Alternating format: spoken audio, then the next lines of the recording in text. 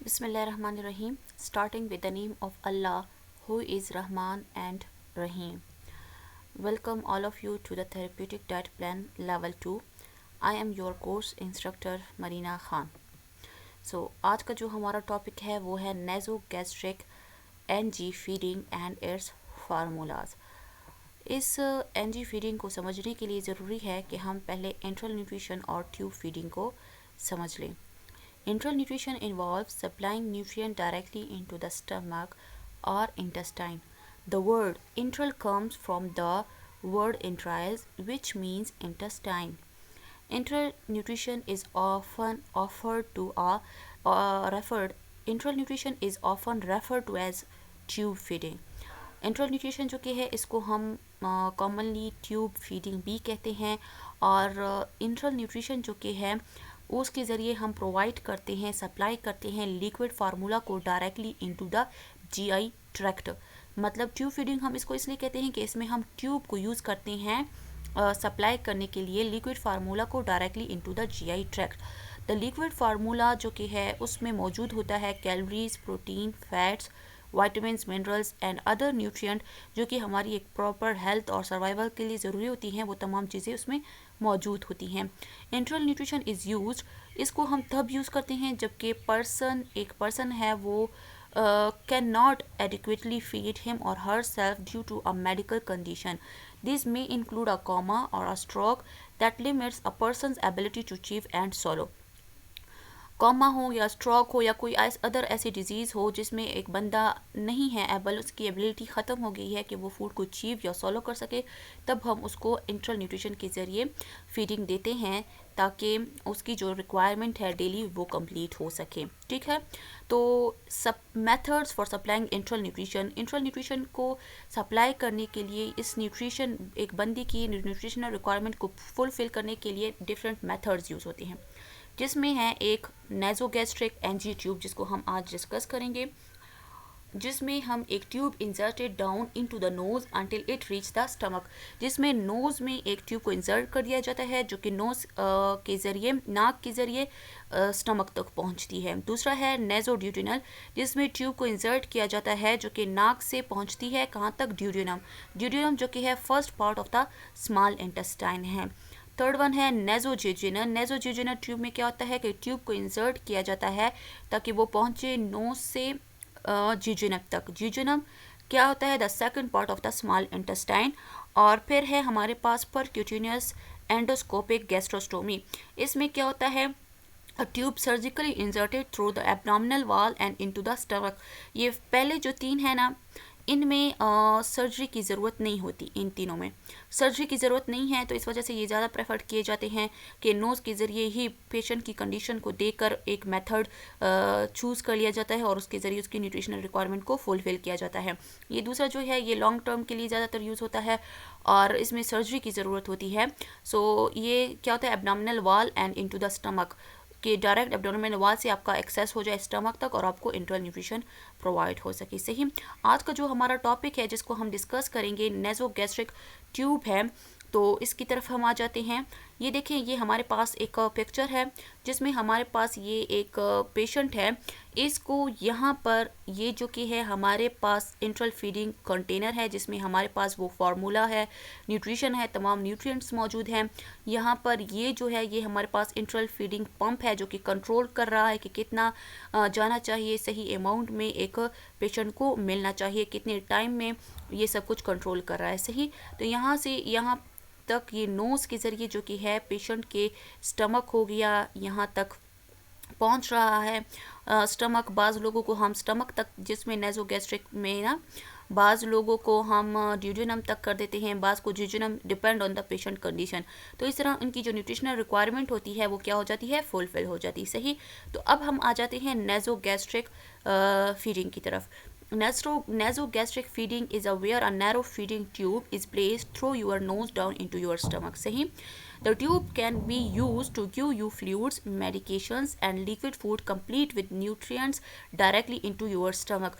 आपको इसके ज़रिए फ्लूइड, मेडिकेशंस प्रोवाइड भी की जा सकती हैं। आपको जो लिक्विड फूड होता है जिसमें आपके तमाम कंप्लीट न्यूट्रिएंट्स मौजूद होते हैं वो आपको डायरेक्टली इनटू द स्टमक में प्रोवाइड हो जाते हैं थ्रू द नोज़ के ज़रिए आपके स्टमक तक पहुंचते हैं. It can provide you with the fluids and nutrition your body needs while you are unable to eat or drink adequate amount.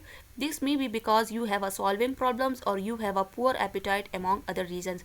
या आपको solving problem है या appetite है, poor appetite है among other reasons, या कोई और वजह है जिसकी वजह से आप नहीं खा सकते मुंह के ज़रिए खाना, तो आपको इस तरीके से आपकी जो न्यूट्रिशन है रिक्वायरमेंट है उनको फुलफिल किया जाता है. सही. तो अब हम आ जाते हैं risk of NG tube feeding. वैसे तो एनजी ट्यूब फीडिंग जो कि है एक सेफ़ प्रोसीजर है, लेकिन कभी कभार जब हमारे पास इसकी मिसप्लेस्ड हो जाती है, या जब हम पेशेंट को ये इंसर्ट करते हैं उस दौरान ये मिसप्लेस हो जाए, या पहले से इंसर्ट ठीक हुआ है लेकिन जब कुछ देर के बाद पेशेंट या खांसे या कोई इसकी मूवमेंट हो या कुछ इस वजह से वो मिसप्लेस हो जाए, तो तब हमारे पास ये साइंस जो कि होते हैं वो शो होते हैं. स्नीजिंग, वोमिटिंग, कफिंग होती है, बाज़ का चेंजिंग कलर, पेशेंट का जो चेंज होता है वो कलर चेंज हो जाता है, can not catch a breath, unexplained irritability, discomfort और एब्डोमिनल पेन, कफिंग, ये सब कुछ. ठीक है.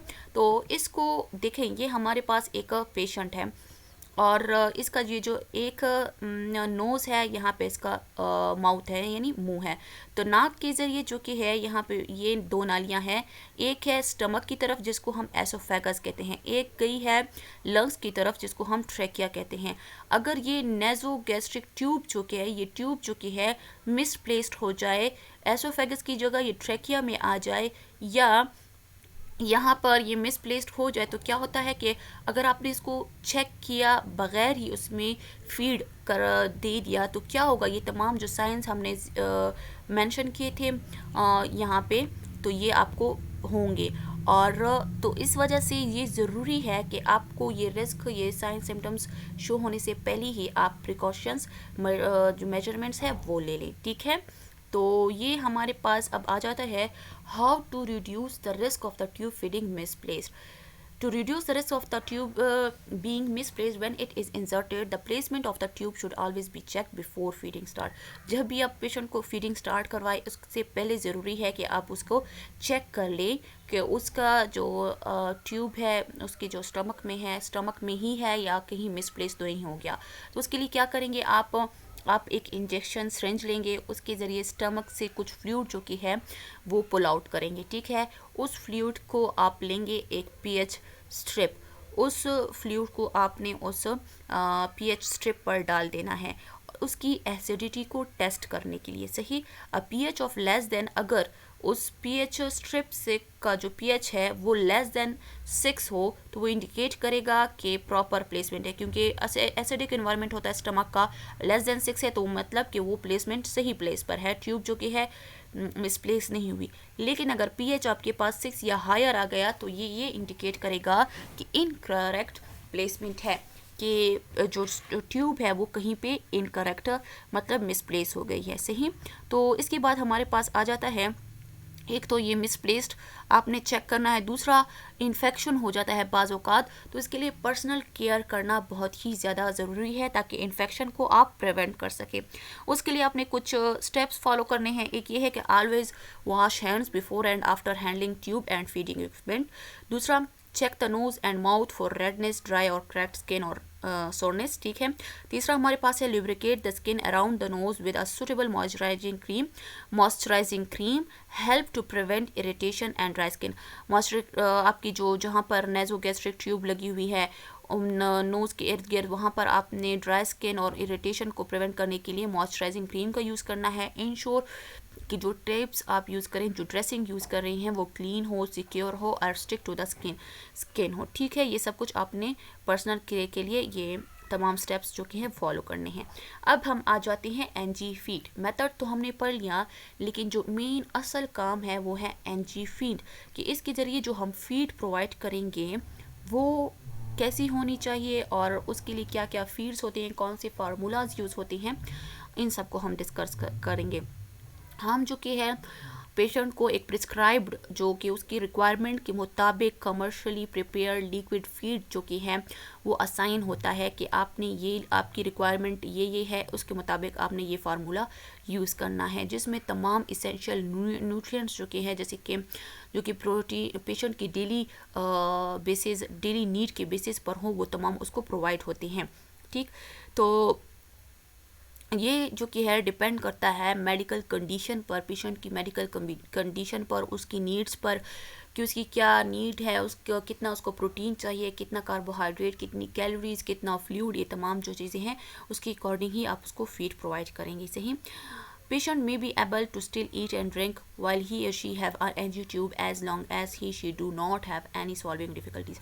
बाज़ हमारे पास ऐसे पेशेंट्स होते हैं जो कि NG फीड के साथ साथ ओरल फीड भी ले रहे होते हैं, उनको कोई सॉल्विंग प्रॉब्लम नहीं होती। बाज़ औक़ात एपिटाइट कम होती है बच्चों में, एक टाइम पे वो इतना खाना नहीं खाते, तो उस टाइम हम क्या करते हैं, उनको NG फीड पर डाल देते हैं, माउथ में भी उनको आप प्रोवाइड कर सकते हैं। तो हमने उन दोनों को सही से देखना है। ठीक है, तो इसके बाद हम आ जाते हैं formulas for the feeding tube. Feeding tube के लिए जो फार्मूलाज यूज़ होते हैं वो हमारे पास बहुत ज़्यादा फार्मूलाज हैं। न्यूट्रिशन जो कि इंट्रल न्यूट्रिशन के लिए यूज़ होते हैं, वो स्पेसिफिक होते हैं for the medical condition. For example there are formulas for relatively healthy people and those with cancer, diabetes, kidney और liver disease among other medical conditions. कुछ हमारे पास commercial formulas for the feeding tube होते हैं, कुछ home made tube nutrition होती है, जिनको हमारा जो मेन मरकज़ है, जो मेन सीखने का काम है इस टॉपिक में, वो ये है। ठीक है, तो हम आ जाते हैं commercial formulas for the feeding tube. बहुत सारे आपको मार्केट में बहुत सारे कमर्शियली मेड जो कि है कमर्शियल फार्मूलाज मिल जाएंगे, डिफरेंट ब्रांड्स के होंगे, डिफरेंट मार्केट्स में डिफरेंट टाइप्स ब्रांड्स में आपको मिल जाएंगे। और ये फार्मूला जो कि होती हैं ये डिफरेंट स्ट्रेंथ और कैलोरिक डेंसिटीज़ के मुताबिक होते हैं। आपने क्या करना है विद नंबर्स फ्रॉम, मतलब इनकी 0.5 से लेकर 2 तक कैलोरीज जो कि होती हैं पर मिलीमीटर इनमें मौजूद होती है। आपने पेशेंट की कंडीशन के मुताबिक सिलेक्शन करनी होती है। ठीक है, एक लो कैलोरी फार्मूला होता है जिसमें 0.5 से लेकर 1.2 तक आपको कैलोरी प्रोवाइड करता है पर मिलीमीटर, जो कि हम ज़्यादातर प्रेफर करते हैं क्योंकि ये फार्मूला जो कि है ईजिली टॉलरेट हो सकता है, ज़्यादातर पेशेंट में होता है। दूसरा है हाई कैलोरी फार्मूला, इसमें 1.5 से लेकर 2.2 तक कैलोरीज आपको प्रोवाइड होती हैं। और पेशेंट जो कि होता है ये उन पेशेंट को प्रिस्क्राइब किया जाता है जो कि unable to take enough volume to meet their nutritional need. वो पेशेंट जिनको किसी भी वजह से फ्लूइड रिस्ट्रिक्शंस हों या एवरेज एनर्जी नीड जो कि उनकी ज़्यादा हो, उनको ये हम प्रेफर करते हैं। ठीक है, तो ये हमारे पास एक मैंने आपको एक पिक्चर दिखाई है कि इस तरह की फॉर्म में कमर्शियली मेड जो फार्मूलाज होते हैं वो मौजूद होते हैं। देखें, इसमें हमारे पास 1.2 कैलोरीज जो कि है वो प्रोवाइड कर रहा है आपको, और इस तरह की फॉर्म्स में ये मार्केट में बहुत सारे मौजूद हैं। Commercially formulas for the tube feeding, उसमें फ्री वाटर, यानी ये नहीं है कि अगर आप वो कमर्शियली फार्मूला एक ट्यूब फीडिंग पर एक पेशेंट है उसको आप दे रहे हैं तो उसके साथ आपने पानी नहीं देना, नहीं, पानी आपने देना है और पानी बहुत ज़्यादा ज़रूरी है for the tube feed patients. इसके कुछ रीजंस हैं जो कि हमारे पास ये हैं। One obvious reason is that water cleans feeding tubes before and after meals. Water जो कि है वो आपका जो फीडिंग ट्यूब्स है उनको बिफोर और आफ्टर मील्स साफ़ करता है। जैसे कि आपने मील देनी है उससे पहले भी आपने उनको वाटर देना है, जब मील ख़त्म हो जाए तब भी आपने उनको वाटर जो कि है वो प्रोवाइड करना है। It also aids stomach emptying between meals. तीसरा है drinking free water 30 minutes to 1 hour before meals can help volume tolerate because it primes the stomach to begin digesting। तो आप जब उसको मील दें उससे 1 घंटा या आधा घंटा पहले उसको अपने पानी देना है ताकि उसका स्टमक जो कि है वो डाइजेशन के लिए तैयार हो सके। Water assist with general digestion health, fixing many health problems like constipation, diarrhoea and reflux issues, इनको भी ये सॉल्व करता है। दूसरा, water helps to flush out our kidneys. Water जो कि वो मदद करता है आपकी किडनीज़ को फ्लश आउट करने में। सही, तो फ्री वाटर देना बहुत ही ज़्यादा ज़रूरी है। तो इसके बाद हम आ जाते हैं different categories of commercial formulas. बहुत सारे, मैंने आपको पहले भी बता दिया कि बहुत सारे कमर्शियल फार्मूलाज जो कि हैं मार्केट में मौजूद हैं, उनको हम डिवाइड करते हैं अपनी आसानी के लिए 3 कैटेगरीज में on the basis of their macronutrient sources की बेसिस पर, ठीक है। वो उसमें हमारे पास है standard, elemental and specialised formulas. तो हम आ जाते हैं स्टैंडर्ड फार्मूलाज में। Standard formulas are the most commonly use G-tube patients. Standard formulas are intended for patients who are able to absorb and digest nutrients without difficulty, यानी वो patient जो कि विदाउट किसी डिफ़िकल्टी, उनकी डाइजेशन में कोई मसला नहीं है, उनको हम स्टैंडर्ड फार्मूलाज पर रखते हैं, वही उनको सजेस्ट करते हैं। और इस फार्मूले के देने का जो मेन गोल होता है वो ये होता है कि उनकी मैक्रो और माइक्रो न्यूट्रिएंट जो कि हैं वो उनकी कंप्लीट हो सकें। कार्बोहाइड्रेट में हम उनको इन सोर्सेज से प्रोवाइड करते हैं, corn syrup, solid glucose, fructose etcetera. Protein को हम कैसीन, वे प्रोटीन, मिल्क प्रोटीन और सोया प्रोटीन, इन सब से हम इसको प्रोवाइड करते हैं। फैट जो कि है soybean oil, corn oil, canola oil etcetera. और इसके साथ हमने उनको मैक्रोन्यूट्रिएंट जो कि है विटामिन, मिनरल, उनकी रिक्वायरमेंट कंप्लीट करानी होती है, उनकी जो कि न्यूट्रिशनल नीड जितनी है उसके मुताबिक, ठीक। तो एलिमेंटल फार्मूला जो कि होता है फार्मूलाज, उसमें हमारे पास ये जो कि है change here different from standard formulas because their macronutrient have already been partly or fully broke down for those patients who have compromised digestive system or nutrient absorption problems, ठीक। जिनका digestive system compromised हो, जो कि सही से absorption ना कर सके, उनको हम ये फार्मूलाज देते हैं। जैसे कि है while a standard formula typically has whole protein, उसमें होल प्रोटीन होता है लाइक केसीन। और एलिमेंटल फार्मूला में हम प्रोटीन को हाइड्रोलाइज्ड वर्जन में देते हैं, जैसे कि casein in the form of amino acid से ही। These formulas tend to lower in fat, क्योंकि फैट की बहुत मुश्किल से डाइजेशन होती है, तो उसमें हम medium chain triglyceride oil is commonly the fat of choice because it is absorb rather than digested, ठीक है। The goal of elemental formula is to give a complete spectrum of macro and micronutrients, ठीक। इसके बाद हम आ जाते हैं specialised formulas. जैसे कि इसका नाम है स्पेशलाइज्ड, ये स्पेशल प्रिस्क्राइब किया जाता है स्पेशल पेशेंट की कंडीशन के मुताबिक, एड्रेस किया जाता है specific disease categories. For example हम एग्जांपल दे देते हैं, डायबिटीज़ हो, किसी को फूड एलर्जी हो, तो उनके मुताबिक ही ये स्पेशल फार्मूलाज प्रोवाइड होते हैं। जैसे कि एक एग्जांपल है कि स्टैंडर्ड फार्मूला जो कि होते हैं उनमें बहुत ज़्यादा शुगर होता है, तो हम जो कि डायबिटिक पेशेंट को एक स्पेशलाइज्ड फार्मूला देंगे, वो फार्मूला जिसमें एनर्जी का जो परसेंटेज हो ज़्यादातर फैट से उनको मिले और लोअर अमाउंट ऑफ कार्बोहाइड्रेट हो, और कार्बोहाइड्रेट भी जो हो वो कार्बोहाइड्रेट के सोर्सेज यूज़ हुए हों जो कि लोअर इन ग्लाइसेमिक इंडेक्स हों, ठीक है। और जाके शुगर को कन्वर्ट, ताकि स्लोली जो शुगर है वो शुगर में कन्वर्ट हो सकें और into the blood stream, ठीक है। These formulas also contain ज़्यादा फाइबर इनमें मौजूद होता है, slow the breakdown of carbohydrate even more, ठीक। इसके अलावा और एग्जांपल्स हैं gluten free formulas for the patients with coeliac disease, soya free formulas etcetera, ठीक। तो इसके बाद हम आ जाते हैं क्वेश्चन की तरफ। Right the names of different categories of commercial formulas. Commercial formulas को कितनी कैटेगरीज में डिवाइड किया गया है, जो 3 है मैं बता देती हूँ, और उनके 3 नाम को आपने लिखना है, सही। तो अब हम आ जाते हैं होम मेड ट्यूब न्यूट्रिशन, जो कि हमारे असल मकसद यही है। होम मेड ट्यूब न्यूट्रिशन ये है consuming commercial formulas in perfectly acceptable for short term use of a feeding tube. अगर शॉर्ट टर्म के लिए फीडिंग ट्यूब यूज़ हो रही है तो इसके लिए कमर्शियल फार्मूला यूज़ करना होते हैं और वो ठीक भी होते हैं। लेकिन अगर कोई लॉन्ग टर्म एक पेशेंट है जो कि लॉन्ग टर्म फीडिंग ट्यूब पर उसको फीडिंग जो कि है ट्यूब के ज़रिए प्रोवाइड हो रही है, तो उसके लिए गुड आइडिया है कि वो क्या करे, ब्लेंडिंग योर मील्स, कि वो अपने ब्लेंडिंग मील्स जो कि है वो यूज़ करें। नॉर्मल रियल फूड जो कि है putting it through a feeding tube, इसको ब्लेंडिंग रियल फूड, आपने अपना जो रियल फूड है डेली का जो खाना है उसको क्या करना है, ब्लेंड कर देना है और फिर इसको फीडिंग ट्यूब में डालकर आपने फीडिंग ट्यूब न्यूट्रिशन में इसको दे देना है, सही। ब्लेंडराइज्ड डाइट भी इसको कहते हैं।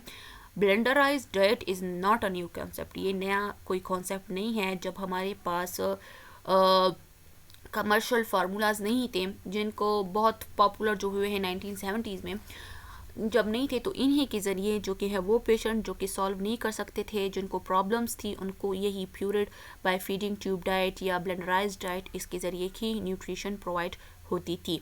Take care about blending diets tube it thoroughly, कि आपने उसको थॉरली ब्लेंड कर देना है ताकि वो ईजिली जो कि है जो ट्यूब है उसमें से रन आउट हो सके और आसानी से वो पेशेंट को जो स्टमक है उस तक पहुंच सके और उसको जो तमाम न्यूट्रिएंट्स है रिक्वायरमेंट के वो मिल सके। ठीक है, तो बेनिफिट्स ऑफ ब्लेंडराइज्ड डाइट।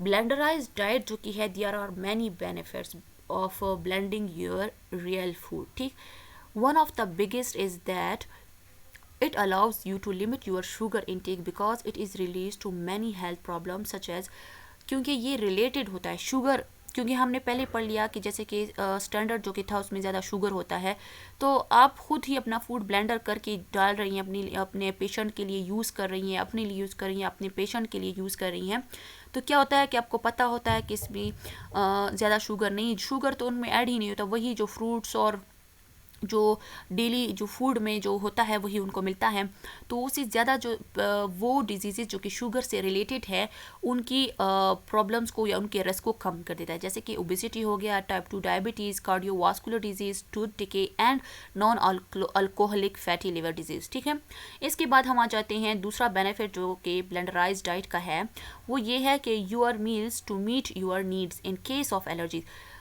आप कमर्शली जो बेस्ड फार्मूलाज होते हैं उनको यूज़ किया जाता है, मगर बाज़ औक़ात कुछ ऐसी एलर्जीज़ होती हैं जिन केस में आपको एक स्पेशल फार्मूला का मिलना बहुत मुश्किल हो जाता है, स्पेशली कॉर्न के इशूज़ में, क्योंकि बहुत बहुत कम या बहुत ही रेयर, एक्सट्रीमली हार्ड हो जाता है आपको कमर्शली फार्मूला मिलना जिसमें कॉर्न ना हो। सो इस वजह से ये ब्लेंडराइज्ड डाइट बहुत ही ज़्यादा हेल्पफुल होती है उन लोगों की न्यूट्रिशनल रिक्वायरमेंट को फुलफिल करने के लिए। दूसरा ये है कि commercially products have drawbacks and blending a nutritious diet of real food is the best solution for your long term health. ठीक, दूसरा ये है कि ये कॉस्ट इफेक्टिव है। ब्लेंडराइज आप अपने लिए फ़ूड लेते हैं, अपने पेशेंट के लिए फ़ूड उनको सजेस्ट करते हैं कि ये लें और वो उन फूड को यूज़ करें और उनको बस ब्लेंड करें और उनको यूज़ करें, तो आपका जो ख़र्चा होता है वो बहुत कम होता है। सही, ये हमारे पास कुछ ब्लेंडराइज डाइट के रिसर्चेज है, बहुत रिसर्चेज हुई हैं, लेकिन एक दो मेन हमने यहाँ पे यूज़ की हैं आपको इस कॉन्सेप्ट को समझाने के लिए कि ये बहुत ही इफ़ेक्टिव होता है। ठीक, एक है national evaluation of a blenderise diet in 5 major burn patients. 5 major burn patients जो कि है उनको ब्लेंडराइज डाइट प्रोवाइड की गई, जो कि high calorie high protein diet थी, वो उनको प्रोवाइड की। It was effective in preventing significant weight loss and promoting wound healing and successful skin grafting. उन पेशेंट में ये बहुत ही ज़्यादा इफ़ेक्टिव साबित हुई, उनकी स्किन ग्राफ्टिंग में सक्सेसफुली हो गई, वुंड हीलिंग हुई, उनका वेट लॉस जो कि है वो सही तरीके से दोबारा मज़ीद वेट लॉस होने से जो कि है वो प्रिवेंट हो गई। ठीक, पीडियाट्रिक दूसरी स्टडी जो कि है children's hospital of Orange County presented at NASPGHN 2015। ठीक है, ये है, उसमें क्या हुआ था कि एक paediatric patients who are dependent on G tube feeding may benefit from blenderised tube feeding for improvement in stool consistency, vomiting and G tube intolerance. एक शॉर्ट टर्म स्टडी हुई थी जिनमें इन्होंने देखा था कि शॉर्ट टर्म इफेक्ट्स बहुत अच्छे आ रहे थे, कि जो बच्चे थे जिनको stool consistency, vomiting and G tube intolerance में ये बहुत ज़्यादा हेल्प आउट किया ब्लेंडराइज्ड डाइट ने। So frequent monitoring of anthropometric measurement is warranted to promote age appropriate growth। सही, तो इनसे हमें ये पता चलता है कि ब्लेंडराइज्ड डाइट जो कि है वो बहुत ही इफ़ेक्टिव होती हैं अगर उनको सही तरीके से और सही प्रॉपर प्रोसीजर से यूज़ किया जाए। तो हम आ जाते हैं अब एक रेसिपी की तरफ जो कि आपको यहाँ पे प्रोवाइड की गई है। ये है 500 कैलोरीज एक्सचेंज रेसिपी। अप्रोक्सीमेटली आपको 500 कैलोरीज इससे मिलती हैं और 25 ग्राम्स ऑफ प्रोटीन।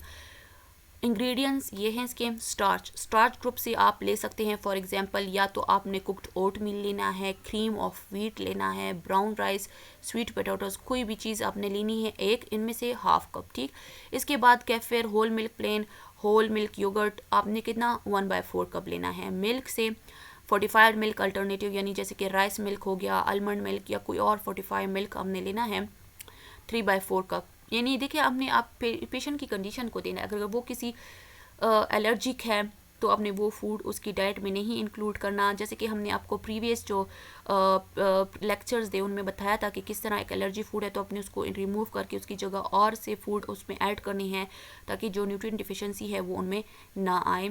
इस तरह अगर वो शुगर का डायबिटिक पेशेंट है तो वो चीज़ें आपने इंक्लूड नहीं करनी जिसकी वजह से उनके डायबिटीज़ ज़्यादा हो, जो कि हाई ग्लाइसीमिक फूड हो। अगर वो हार्ट डिजीज़ पेशेंट है तो आपने वो फूड नहीं देना उनको जो कि उनकी जैसे कि सोडियम को रिस्ट्रिक्ट करना है। तो उसी तरह की अपने डाइट प्लान उनको बनाकर उनकी जो एबिलिटी है, जो थेरेप्यूटिक ये थेरेपी हमने यूज़ करनी है कि वो खा नहीं सकते, उनको फीड देना है किसी भी ट्यूब के ज़रिए, इंट्रल न्यूट्रिशन किसी भी ट्यूब के ज़रिए हमने उसको देना है, नेज़ो एनजी की ट्यूब या कोई भी हो तो उसके ज़रिए अपने देना है। तो आपने वो तमाम चीज़ें अपने जहन में रखनी। ऑयल है उसमें आपने ऑलिव ऑयल डालना है, कैनोला, फ्लैक्स सीड और पेशेंट की कंडीशन के मुताबिक 2 टेबल स्पून, ठीक है।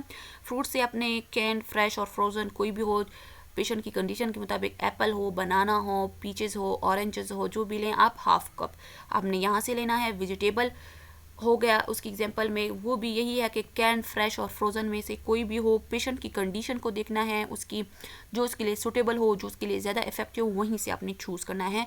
ब्रोकली, कैरट्स, ग्रीन बीन्स और कॉलीफ्लावर हाफ कप, ठीक है। मीट है उसमें moist cook chicken, Turkey, fish, beef जो भी देना है हाफ कप आपने देना है। इसको सबको आपने क्या कर लेना है कि ग्राइंड कर देना है ग्राइंडर के ज़रिए, और फिर जब ये ग्राइंड हो जाए एक बिल्कुल थिन सा बन जाए, एक थिन फ्लूइड बन जाए, तो आपने इसको इस तरह के इंजेक्शंस में डालकर आपने अपने पेशेंट को दे देना है। उनकी एनजी ट्यूब के ज़रिए हो गया या कोई और जो ट्यूब जिस तरीके से जो मेथड वो यूज़ कर रहे हैं फॉर द इंट्रल न्यूट्रिशन उसके ज़रिए आप ये प्रोवाइड कर सकते हैं, ठीक है।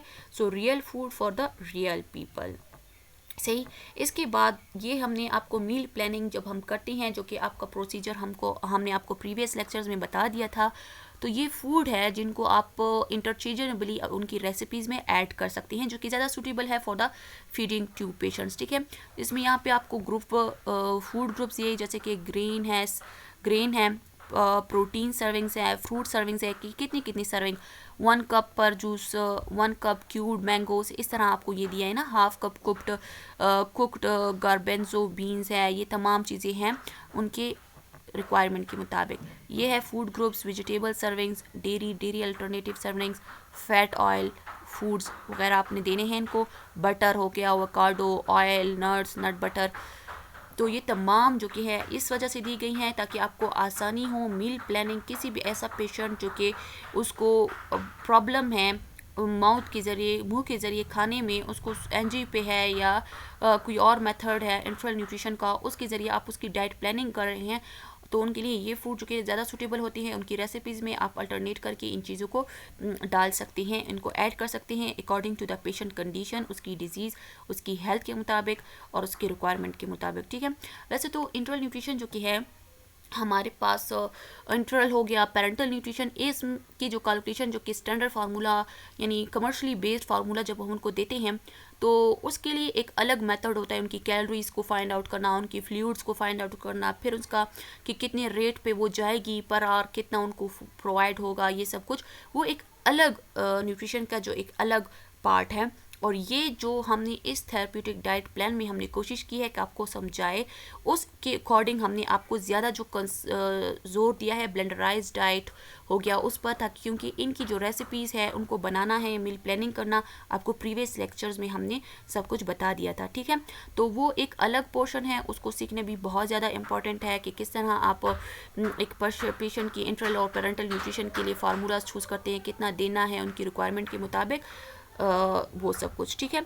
तो हम जो कि है ब्लेंडराइज डाइट की बात कर रहे थे, ये डिपेंड करता है कि पेशेंट को आप 24 आवर पीरियड में उसका एट द एंड डे आप उसका गोल पूरा कर रहे हैं या आप हर एक मील में उसको बैलेंस्ड ब्लेंड ऑफ फूड जो कि है प्रोवाइड कर रहे हैं। मतलब या तो फॉर एग्जांपल बाज़ लोग ऐसे होते हैं कि जो ब्रेकफास्ट में चूज़ करते हैं फ्रूट से, ठीक है, फिर लंच में वेजिटेबल से, फिर डिनर में उनको पास्ता यानी सीरियल्स वगैरह से या प्रोटीन से दे देते हैं।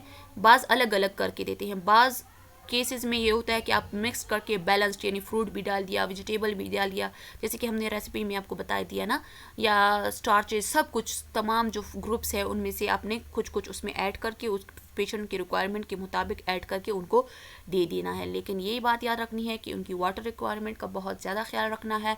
ये आपको ब्लेंडराइज डाइट के बारे में बता दिया गया है। और so thank you very much for the listening. Any question anytime you will be asked. Thank you so much.